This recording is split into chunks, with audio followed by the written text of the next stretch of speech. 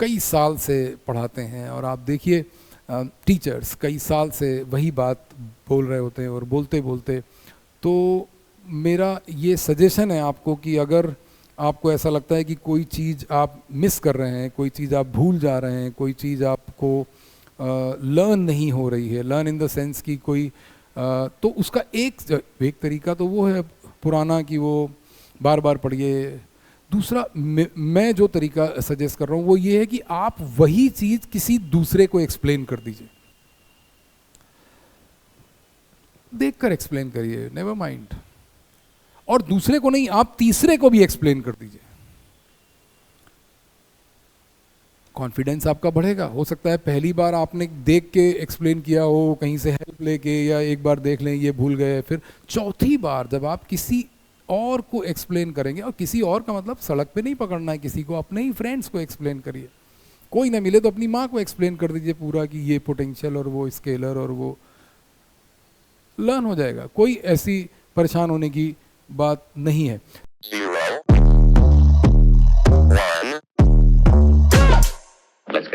तो हम लोगों ने सीखा ये कि जिस पॉइंट पर पोटेंशियल ज़ीरो है वहाँ पर फील्ड इंटेंसिटी का ज़ीरो होना ज़रूरी नहीं है, और जहाँ पर पोटेंशियल नॉन ज़ीरो है वहाँ पर फील्ड। एक और इसका ब्यूटीफुल एग्जाम्पल है जिसमें आपने वो स्फेरिकल शेल के बारे में पढ़ा, याद है आपको?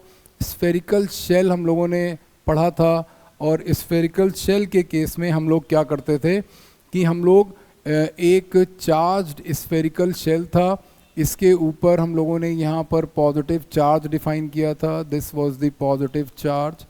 इस स्फेरिकल शेल का रेडियस r था, ठीक है, मैं लिख दे रहा हूँ यहाँ पर। ये सिचुएशन थी चार्ज्ड स्फेरिकल शेल की। ये क्यों इम्पॉर्टेंट है, ये बात हम लोगों को अभी यहाँ पर समझनी है, और यहाँ से हम लोग एक नए टॉपिक की तरफ आएंगे। पोटेंशियल का ही एक्सटेंशन है जिसका नाम है पोटेंशियल ग्रेडियंट।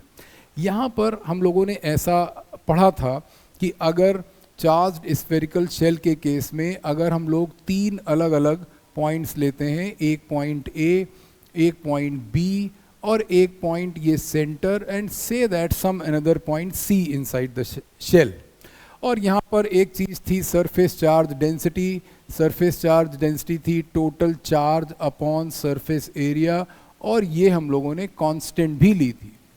फील्ड इंटेंसिटी अगर आपको याद है तो हम लोगों ने field intensity at point A define करी थी कि अगर इसका डिस्टेंस कुछ r होता है तो फील्ड इंटेंसिटी A पॉइंट पर थी Q upon r square. This r was variable taken as 0 at the centre of the charge spherical shell, और फिर ये फील्ड इंटेंसिटी A पॉइंट पर हम लोगों ने डिफाइन की। इसी तरीके से हम लोगों ने field intensity at point B define करी थी 1/4 pi epsilon naught Q upon capital R square, where capital R is the radius of this spherical shell.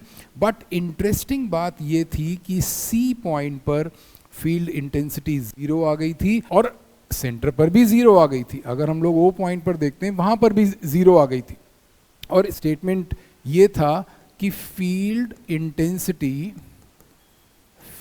Intensity at any point inside the charged spherical shell, inside the charged spherical shell is 0। हम लोगों को ये बात यहाँ पर discuss करनी है कि जैसे हम लोगों ने यहाँ पर देखा कि दो पॉइंट चार्जेस के केस में हम लोगों ने देखा कि B पॉइंट पर फील्ड इंटेंसिटी 0 है। इसका मतलब यहाँ पर अगर हम लोग B को डिफाइन कर रहे हैं इस केस में तो फील्ड इंटेंसिटी 0 है, फील्ड पोटेंशियल 0 नहीं है। इसी तरीके से जब हम लोगों ने इसमें डिफाइन किया तो A पॉइंट पर पोटेंशियल 0 है जबकि फील्ड इंटेंसिटी 0 नहीं है। और फिर हम लोगों ने एक कॉम्प्लेक्स एक्सटेंशन भी इसका देखा कि जैसे यहाँ पर अगर हम लोग फील्ड इंटेंसिटी की बात करें तो फील्ड इंटेंसिटी यहाँ पर इवेंचुअली 0 नहीं आएगी, क्योंकि इन दोनों चार्जेस की फील्ड इंटेंसिटी इस डायरेक्शन में होगी रिजल्टेंट, इन दोनों की रिजल्टेंट प्लस Q और माइनस Q की रिजल्टेंट, क्योंकि एक यू नो इट इसी तरीके से इस प्लस क्यू और इस माइनस टू की रिजल्टेंट फील्ड इंटेंसिटी यहाँ होगी विद अ ग्रेटर मैग्नीट्यूड। क्यों ग्रेटर मैग्नीट्यूड? क्योंकि ये 2q चार्जेस हैं। तो आप ये देख रहे हैं कि इन दोनों का वेक्टर सम जो है वो यहाँ पर जीरो नहीं आएगा। इसका मतलब कि O पॉइंट पर रिजल्टेंट फील्ड इंटेंसिटी ये है which is eventually not zero but the electric potential at point O is zero. उसी एक्सटेंशन में मैं आपको एक बात यहाँ पर समझाने की कोशिश कर रहा हूँ और फिर हम लोग field intensity at a point और field potential at a point का रिलेशन भी निकालेंगे। एक मिनट इसको हम लोग डिस्कस करने के बाद वो ये कह रहे हैं कि अगर आप चाहें तो थ्योरेटिकल रास्ता अपना लें। थ्योरेटिकल रास्ता थोड़ा मुश्किल हो सकता है। थ्योरेटिकल रास्ता जैसे हम लोग ज्ञान, भक्ति और प्रेम, ये 3 रास्ते हैं। तो हो सकता है कि ज्ञान का रास्ता जो है वो थोड़ा आसान हो किसी के लिए, और किसी के लिए भक्ति का रास्ता आसान हो, किसी के लिए प्रेम का रास्ता आसान हो।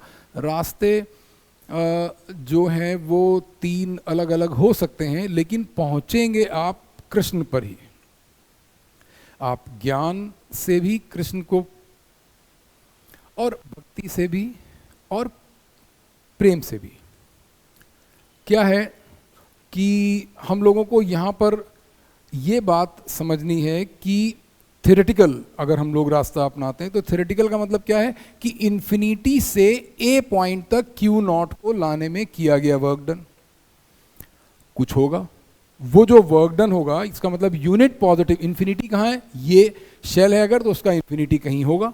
इन्फिनिटी से ए पॉइंट तक लाने में किया गया work done unit positive charge को क्या होगा, potential at point A, say that उसका कुछ नंबर है।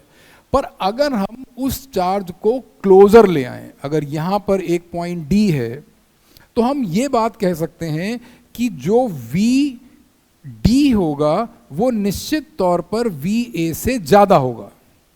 क्यों ज़्यादा होगा?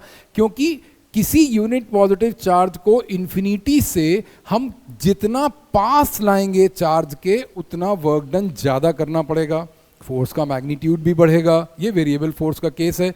सारे ही हम लोगों ने वेरिएबल फोर्स के केस अभी तक डिस्कस किए जब तक हम लोग यूनिफॉर्म इलेक्ट्रिक फील्ड की बात नहीं करते। तो इसका मतलब कि हम ये भी कह सकते हैं कि जो वी बी होगा वो ग्रेटर होगा वी डी से, ये भी कहा जा सकता है। इसका मतलब कि अगर हम किसी चार्ज को इन्फिनिटी से ए तक लाएं, फिर इन्फिनिटी से डी तक लाएं, फिर इन्फिनिटी से बी तक लाएं, तो वर्क डन सबसे ज़्यादा बी में होगा। हम इन तीनों का सीक्वेंस भी बता सकते हैं कि बी का पोटेंशियल सबसे ज़्यादा होगा, डी का पोटेंशियल उससे कम होगा, ए का पोटेंशियल उससे कम होगा। बट वो ये कह रहे हैं कि हम इसमें इंटरेस्टेड नहीं हैं। हम इंटरेस्टेड हैं वीबी और वीसी के रिलेशन में। तब वो ये कह देते हैं कि वीबी और वीसी का रिलेशन ऐसा है कि वीबी और वीसी बराबर है। वो ये कहते हैं कि जितना, अब आप इसको, मैंने कहा थ्योरेटिकल रास्ता, आपके लिए थ्योरी क्या है, ज्ञान है, भक्ति है, प्रेम है, वो आप डिसाइड करें। मैं ये नहीं कह रहा हूँ कि ज्ञान थ्योरी है या भक्ति थ्योरी है या प्रेम थ्योरी, जो भी थ्योरी है और एक प्रैक्टिकल है। किसी के लिए प्रैक्टिकल ज्ञान प्रैक्टिकल होता है, किसी के लिए भक्ति प्रैक्टिकल होती है। और अब यहाँ पर ये है कि अगर हम टेस्ट चार्ज को ए से और पास ला रहे हैं, इसका मतलब क्लोजर टू द शेल ला रहे हैं, तो बी तक लाने में मैक्सिमम वर्क डन हुआ।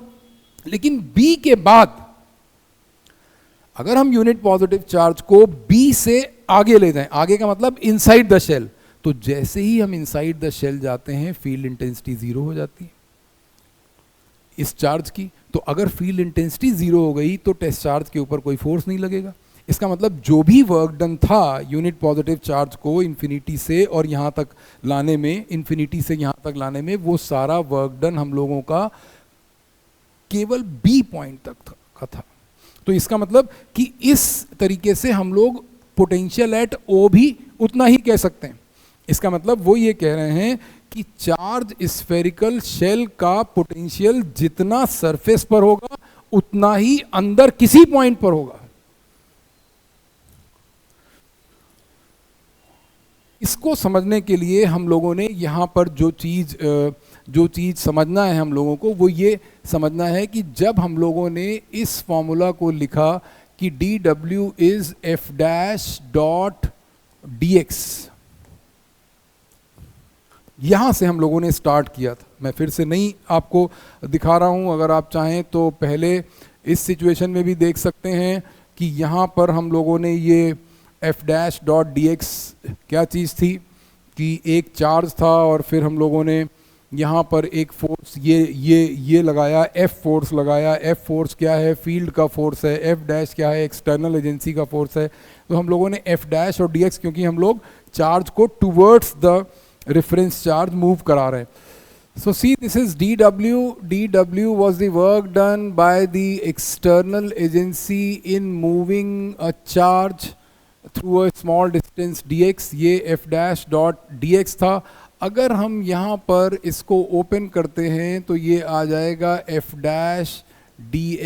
और ये आ जाएगा cos 0 डिग्री, क्योंकि f' और dx का हम लोगों ने डायरेक्शन सेम माना पॉजिटिव चार्ज के केस में। तो यहाँ पर ये आ जाएगा f' dx। तो अगर हम लोग इसकी जगह dx की जगह dr लिखेंगे तो ये आ जाएगा -dr। और यहाँ से एक फंडा ये आया कि अगर f' q0e है तो ये -dr हो गया। बहुत ध्यान से देखिए, अब क्या हुआ कि ये जो dw/q0 होता है, dw/q0 होता है, इसको हम लोग क्या लिख सकते हैं कि अगर ये dw वर्क डन क्या था q0 को लाने में, तो ये क्या हो गया? यूनिट पॉजिटिव चार्ज को लाने में। So this is said to be the small change in potential या पोटेंशियल डिफरेंस। तो ये पोटेंशियल डिफरेंस यहाँ से आ गया EdR, और ये जो टर्म हम लोगों ने यहाँ पर बनाया dV/dr, this is said to be minus of electric field. ध्यान ये रखना है कि ये सिचुएशन एक स्ट्रेट लाइन की सिचुएशन है। अदरवाइज स्ट्रेट लाइन का मतलब कि हम लोगों ने एक पॉजिटिव चार्ज लिया है और उस पॉजिटिव चार्ज के लिए यहाँ पर कोई एक हम लोगों ने ये हमारा Q चार्ज है और यहाँ पर हम लोग एक Q0 को मूव करवा रहे हैं। इसके ऊपर F इधर लगेगा, F' इधर लगेगा। R का इंक्रीजिंग डायरेक्शन ये है, R को 0 हम लोगों ने यहाँ लिया। मैं ये कह रहा था कि अगर इस सिचुएशन में इलेक्ट्रिक फील्ड या इलेक्ट्रिक फोर्स और डिस्प्लेसमेंट अगर सेम लाइन पर है, सेम लाइन का मतलब 0 और 180 के केस में, तो ये एक फॉर्मूला बनता है जिसको हम लोग बोलते हैं पोटेंशियल ग्रेडियंट। इसका मतलब dV/dr is equal to negative of the electric field. बहुत ध्यान से देखिए, तो ये जो टर्म यहाँ पर आया है, ये जो dV/dr है, इसका नाम होता है पोटेंशियल ग्रेडियंट। ये अपने आप में बहुत ही इम्पॉर्टेंट टॉपिक है। और ग्रेडियंट वर्ड का मतलब समझ लीजिए। ग्रेडियंट वर्ड का मतलब होता है कि जब किसी भी फिजिकल क्वांटिटी का variation with respect to distance दिखाया जाएगा। मैं ग्रेडियंट की जनरल डेफिनेशन यहाँ पर लिख दे रहा हूँ। The variation of any physical quantity with respect to distance. This is the concept of gradient, the variation of any physical quantity with respect to distance is defined as its gradient. Is defined as its gradient. What does it means? Its gradient का मतलब क्या है? हम लोगों ने कौन कौन से gradient पढ़े हैं? हम लोगों ने पढ़ा है temperature gradient.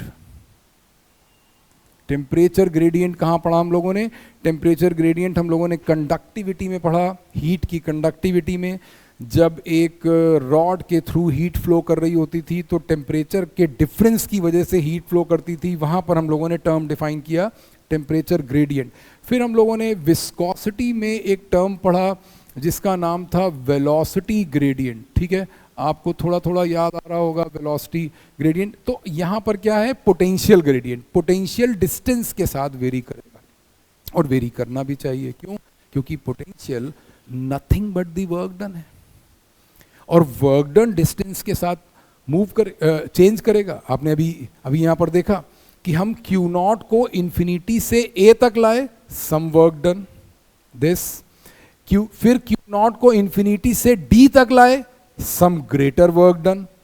फिर इन्फिनिटी से B तक लाए, more work done. Why? Because we are going to closer closer to the charge, तो फोर्स भी बढ़ेगा और डिस्टेंस तो बढ़ ही रहा है। तो इस केस में VB greater than VD greater than VA है। बट ये बात यहां पर आ गई थी कि जैसे ही फील्ड इंटेंसिटी 0 हो गई, पोटेंशियल कांस्टेंट हो गया।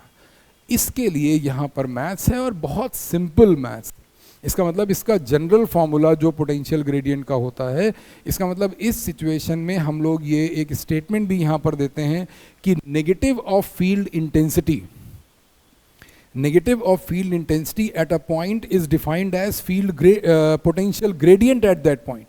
थोड़ा सा कॉम्प्लेक्स दिख रहा है हमको यहाँ पर कि ये पोटेंशियल ग्रेडियंट काफ़ी कॉम्प्लेक्स जैसा है कि ये कैसी डेफिनेशन हम लोगों ने बनाई है।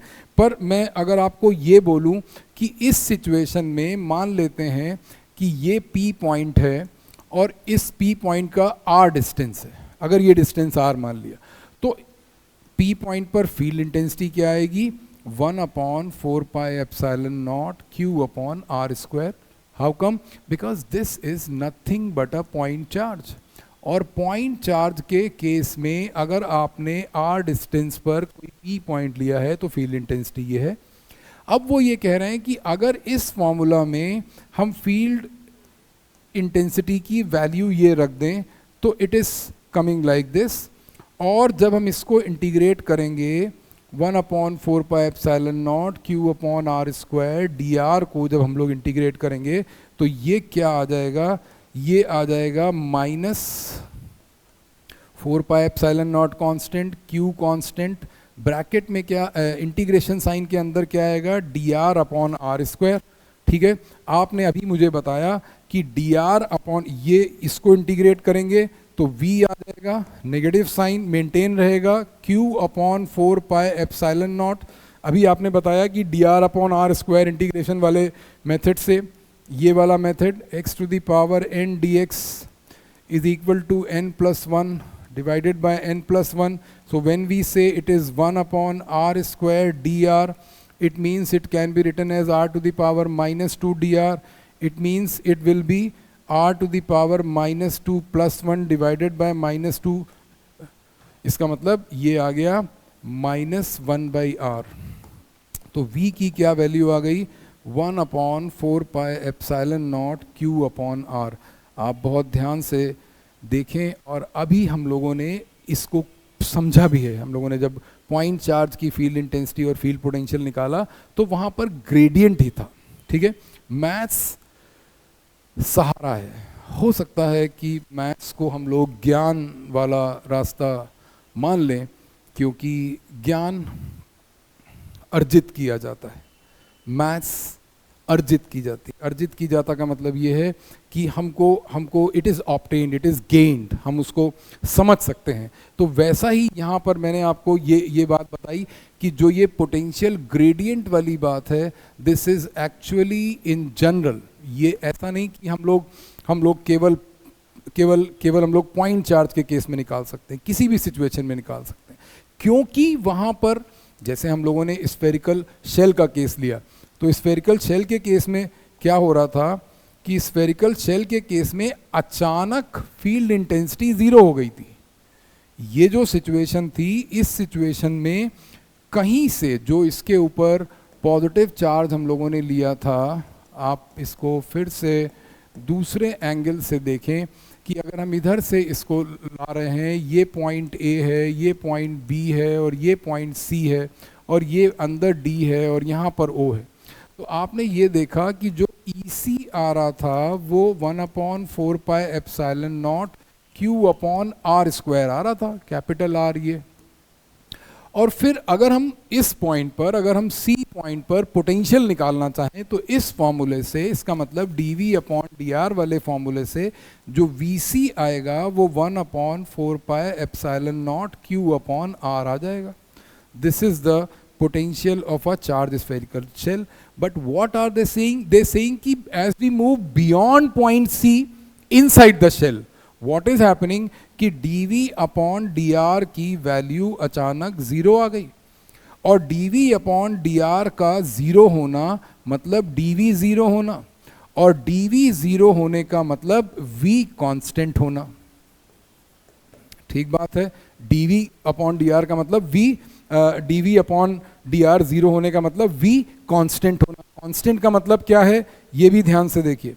कांस्टेंट का मतलब ये है कि हम लोग इस डायग्राम में जब ये बात बोलेंगे, मैं इसी को थोड़ा सा आपको ये डायग्राम और ग्राफ दिखाने के लिए कि जो हम लोगों ने अभी यहाँ पर कैलकुलेट किया, कि हम लोगों ने ई बी कैलकुलेट किया, जो वी बी हम लोगों ने कैलकुलेट किया वो आया 1/4πε0 Q अपॉन R, ये वी बी की वैल्यू आई। और फिर हम लोगों ने ये देखा कि जो वी सी है वो भी यही है, फिर हम लोगों ने देखा जो वी ओ है वो भी यही है, और बाहर किसी पॉइंट पर अगर हमको ए पॉइंट पर निकालना होगा तो ये 1/4πε0 Q अपॉन R आएगा। ठीक है, इस बात को हम लोग मैथ्स में कैसे शो करते हैं ये देखिए। मैथ्स में शो करने के लिए हम लोग दो ग्राफ्स बनाते हैं, यहाँ पर पोटेंशियल का ग्राफ बनाते हैं और फील्ड इंटेंसिटी का ग्राफ बनाते हैं, और दोनों का variation with respect to distance show कर रहे हैं। बहुत ध्यान से देखिए, इस ग्राफ में हम लोग E वर्सेस R दिखा रहे हैं, इस ग्राफ में हम लोग V वर्सेस R दिखा रहे हैं। ठीक है, और जैसा कि मैंने आपको बोला था कि हम लोग स्फेरिकल शेल की बात कर रहे हैं, तो स्फेरिकल शेल में हम लोग कोई एक रेडियस हम लोग यहाँ पर मान लेंगे कि ये जो डिस्टेंस है ये डिस्टेंस रेडियस है। इसका मतलब यहाँ पर r is equal to r है और यहाँ पर r इज इक्वल टू 0 है। r 0 का मतलब centre of the charge spherical shell. तो हो क्या रहा था कि जब हम लोग फील्ड इंटेंसिटी डिफाइन कर रहे थे तब फील्ड इंटेंसिटी 0 थी, फील्ड इंटेंसिटी यहाँ पर 0 थी, इसके अंदर स्फेरिकल शेल के अंदर फील्ड इंटेंसिटी 0 थी, सरफेस पर कोई एक मैक्सिमम वैल्यू थी, ये वैल्यू कुछ यहाँ पर थी, इसका नाम है ई बी। ई बी का मैग्नीट्यूड कहीं पर लिखा होगा, ये लिखा है ई बी का magnitude. But what was happening beyond B, इसका मतलब जब आर की value greater than radius of the shell है, उस समय जो E की प्रोपोर्शनैलिटी थी वो ऐसी प्रोपोर्शनैलिटी थी, और इस प्रोपोर्शनैलिटी का मैथमेटिकल एक्सप्रेशन ऐसा होता है। But what about VB? VB क्या है? VB is Q upon R। Watch it carefully. इसका मतलब VB has some significant value. ये जो नंबर है, इस नंबर को हम लोग पोटेंशियल एट B दिखा रहे हैं। बहुत ध्यान से देखिए, तो पोटेंशियल, अब ये जो डिस्टेंस है, इसका मतलब जब हम इधर आएंगे तो इसका मतलब हम r लेस देन r में आ रहे हैं, और इधर जितने भी पॉइंट हैं इसका मतलब r ग्रेटर देन r है। इसका मतलब ये आउटसाइड दी शेल है, ये जो रेंज है ये आउटसाइड दी शेल के लिए कोई भी पॉइंट हम लोगों ने लिया है, और ये जो रेंज है ये रेंज हम लोगों ने इनसाइड द शेल के लिए लिया है। इन दोनों का अंतर समझिए। इन दोनों का अंतर ये है कि अब जब हम VB को R less than capital R के लिए डिसाइड करेंगे, इसका मतलब for the potential for the points inside the shell, तो पोटेंशियल कांस्टेंट आएगा, ये ऐसा आएगा ये। और beyond this it will increase with this proportionality, और इस प्रोपोर्शनैलिटी को हम लोग इनवर्स प्रोपोर्शनैलिटी कहते हैं। आप मैथ्स के जो लोग स्टूडेंट हैं वो लोग इसको इजीली समझ सकते हैं, या मैथ्स वाले जो नहीं भी हैं वो इतना स्लोप का केस समझते हैं कि मैं ये कह रहा हूं कि जो VR ग्राफ का स्लोप है, मैं ये कह रहा हूं कि slope of VR graph gives the field intensity. ये है statement, the slope of VR graph. ध्यान से देखिए, slope of VR graph. VR graph कहाँ है? ये VR ग्राफ है, V versus R। Slope of VR graph, ये जो R लेस देन R के लिए स्लोप कितना है? 0, पैरेलल टू x एक्सिस। का मतलब क्या होता है? जब भी yx graph parallel to x axis आ जाएगा, इसमें जब v कांस्टेंट है, v कांस्टेंट होने का मतलब वही है जो हम लोगों ने यहाँ पर डिस्कस किया। v कांस्टेंट होने का मतलब है कि चेंज इन पोटेंशियल 0 है, चेंज इन पोटेंशियल जीरो होने का मतलब पोटेंशियल ग्रेडियंट जीरो है, और पोटेंशियल ग्रेडियंट जीरो होने का मतलब है फील्ड इंटेंसिटी जीरो है। ठीक है, ये ग्राफ हम लोगों ने यहाँ पर इसलिए बनाया जिससे आप ये देख सकें कि इसका स्लोप ये है। स्लोप का कंसेप्ट भी ऐसा होता है कि हम लोग एक जैसे हम लोग वहाँ पर ये मैकेनिक्स में हम लोग ऐसा पढ़ते थे कि एक्सटी ग्राफ का स्लोप वेलोसिटी है, और स्लोप इन जनरल जब हम लोग इंस्टेंटेनियस किसी एक टी पर dx बाई dt निकालते हैं तो उसका मतलब होता है कि किसी एक पर्टिकुलर इंस्टेंट पर। तो यहाँ पर क्या है वो चीज़, यहाँ पर ये ऐसा है कि किसी एक पॉइंट पर अगर हम लोग ये निकाल रहे हैं तो यहाँ पर जो भी स्लोप आएगा वो इस वैल्यू ऑफ r पर फील्ड इंटेंसिटी आएगी। यहाँ पर जब हम लोग स्लोप निकालेंगे, इसका जो स्लोप होगा जब यहाँ टेंजेंट बनाएंगे तो इस थीटा का जो tan थीटा होगा that will be actually the field intensity at this value of r। ये इसका यहाँ पर मतलब है। एक और बात पोटेंशियल ग्रेडियंट से रिलेटेड या पोटेंशियल से रिलेटेड, वो क्या है, वो ये कह रहे हैं कि अगर हमारे पास फील्ड यूनिफॉर्म हो जाती है, ऐसी सिचुएशन हम लोग देखेंगे और फिर समझेंगे कि क्या यूनिफॉर्म फील्ड का मतलब है और क्या यूनिफॉर्म फील्ड में पोटेंशियल ग्रेडियंट वैलिड है, और अगर वैलिड है तो कैसे वैलिड है, यूनिफॉर्म फील्ड में पोटेंशियल ग्रेडियंट कैसे वैलिड है, और नॉन यूनिफॉर्म फील्ड में पोटेंशियल ग्रेडियंट कैसे वैलिड है। तो this is a region of uniform electric field. जैसा आपको दिख रहा है, हम लोग यूनिफॉर्म इलेक्ट्रिक फील्ड में पोटेंशियल ग्रेडियंट डिस्कस करेंगे कि यूनिफॉर्म इलेक्ट्रिक फील्ड में पोटेंशियल ग्रेडियंट का क्या मतलब है। अगर हम ये कह रहे हैं कि पोटेंशियल ग्रेडियंट की जनरल डेफिनेशन ये है dv upon dr is equal to minus c, तो इस डायग्राम में यूनिफॉर्म फील्ड में कम से कम हमको ये बात दिख रही है कि जरूर हम लोगों ने E को कांस्टेंट माना है। इस सिचुएशन में जो E है वो निश्चित तौर पर कांस्टेंट है। दिख रहा है आपको?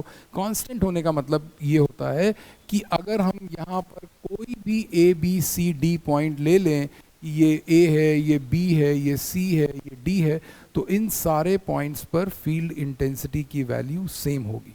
इसका मतलब क्या है? इसका मतलब है कि जो dv अपॉन dr है वो कुछ कांस्टेंट है।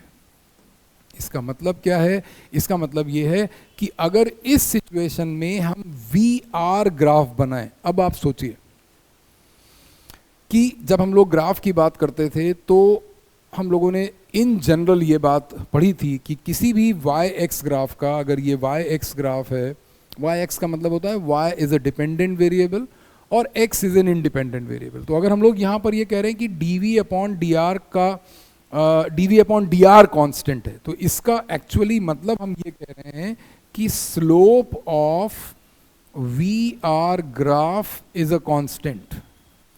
Slope of VR graph is a constant. इसका मतलब कि अगर हम VR ग्राफ बनाएंगे तो this implies that VR graph will be a straight line।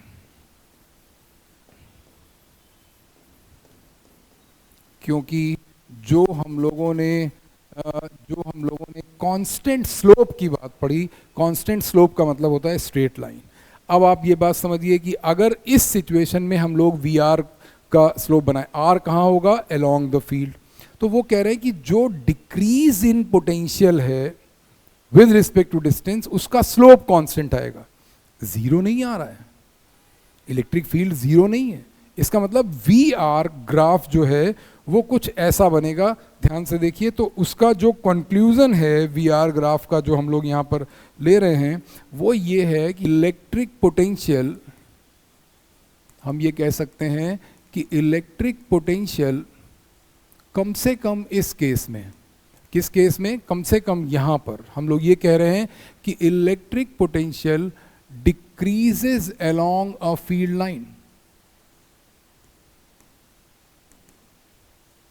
कम से कम यहाँ पर हम लोग ये बात कह रहे हैं कि electric potential decreases along a field line. क्यों डिक्रीजेस कह रहे हैं? क्योंकि जो वी आर ग्राफ का स्लोप है उसमें नेगेटिव साइन आना है। नेगेटिव साइन का मतलब कि आर बढ़ने पर वी की वैल्यू कम हो रही है। नेगेटिव स्लोप का मतलब क्या होता है ये देखिए, नेगेटिव स्लोप का मतलब होता है कि अगर हमने इस एक्सिस पर आर लिया है, बहुत ध्यान से देखिए, अगर हमने इस एक्सिस पर आर लिया है, अगर हम लोगों ने यहाँ पर v लिया है और यहाँ पर r लिया है, and we are taking r 0 over here और यहाँ पर ये r बढ़ रहा है, तो ये ग्राफ कुछ ऐसा आएगा, डिक्रीज करता हुआ आएगा। डिक्रीज करता का मतलब ये इस ग्राफ का स्लोप नेगेटिव हो गया।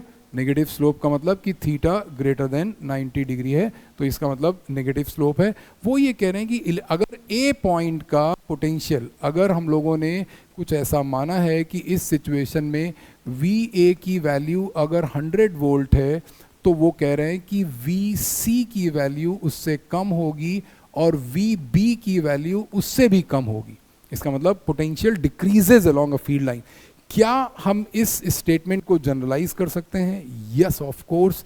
देखिए ध्यान से कि अगर एक नॉन यूनिफॉर्म फील्ड की सिचुएशन हमारे पास होती है, नॉन यूनिफॉर्म फील्ड की सिचुएशन क्या होती है? नॉन यूनिफॉर्म फील्ड की सिचुएशन ये है कि हम लोग जो फील्ड लाइंस हैं वो हमारी इस तरीके की होती हैं। ये नॉन यूनिफॉर्म इलेक्ट्रिक फील्ड है, ये एक नॉन यूनिफॉर्म इलेक्ट्रिक फील्ड का सिंपल वर्जन मैं आपको दिखा रहा हूं कि अगर कहीं पर कन्वर्जिंग या डाइवर्जिंग फील्ड लाइंस हैं, जैसे पैरेलल जब हम लोग फील्ड लाइंस दिखाते हैं, फील्ड लाइन वाले डिस्कशन में हम लोग ये बात डिटेल में डिस्कस कर चुके हैं कि अगर फील्ड लाइंस पैरेलल का क्या मतलब होता है या फील्ड लाइंस पैरेलल हम लोग कब दिखाते हैं।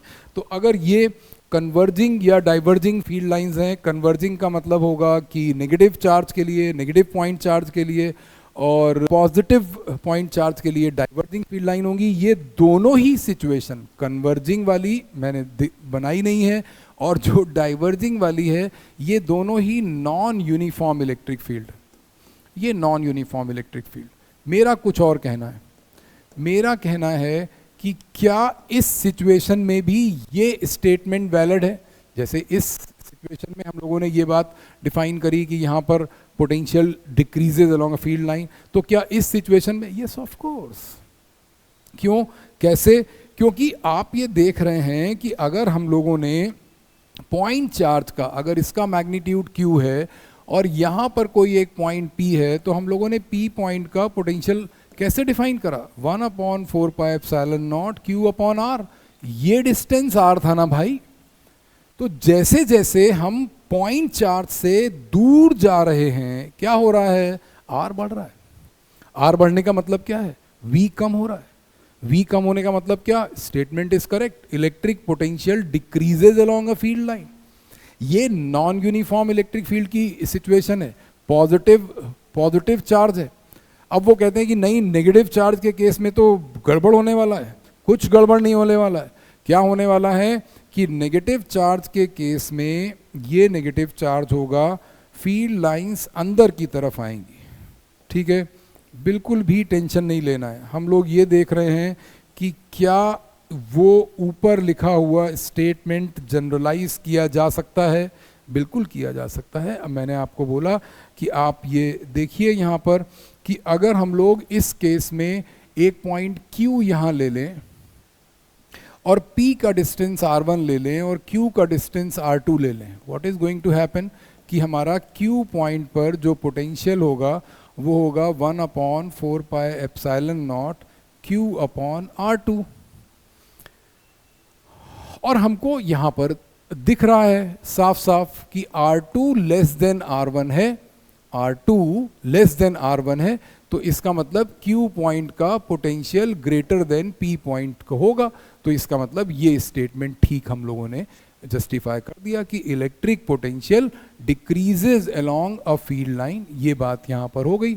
अब वही चीज़ अगर हम लोग यहाँ पर देखेंगे और ये पॉइंट हमारा A है और ये पॉइंट B है और A का डिस्टेंस RA है और B का डिस्टेंस RB है, बिल्कुल भी डरिएगा नहीं। तो जो VA होगा that will be -1/4 pi epsilon naught q upon RA. Why minus? Because this charge is a negative charge, minus q charge. और VB क्या आने वाला है?